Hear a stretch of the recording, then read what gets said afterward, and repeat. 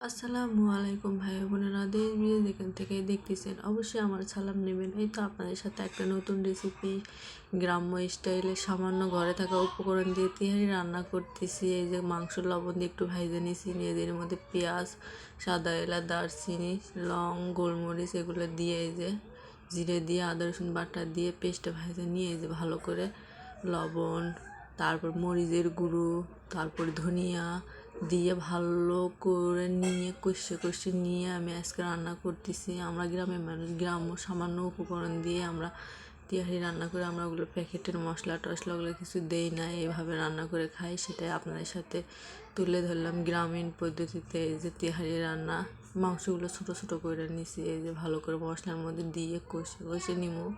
আমি কিন্তু কোনো পানি দিব না, ভালো করে কষে নিবো। এই যে ভালো করে নাড়াচাড়া করে কষে নেওয়ার পরে এই যে চাউল পোলাওয়ের চাল ধুয়ে রাখা চালগুলো দিয়ে দিলাম, দিয়ে ভালো করে নাড়াচাড়া করে নিয়ে ভেজে নিব। আপনাদের ভাইয়া তো খুবই পছন্দ করে, এই জন্য আমি এইভাবে রান্না করি।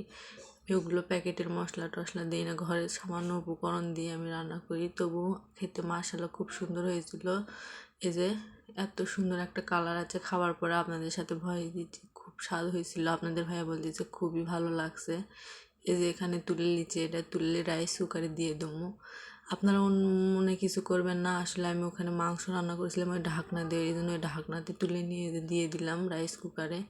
এ দেখেন এত সুন্দর ঝরঝরা হয়েছে, একবার পারফেক্ট ভাবে ঝরঝরা হয়েছে। খেতেও কিন্তু মাশাআল্লাহ খুব সুন্দর হয়েছিল। কেমন হলো রান্নার রেসিপি একদিন হলে ট্রাই করে দেখবেন। আল্লাহ হাফেজ।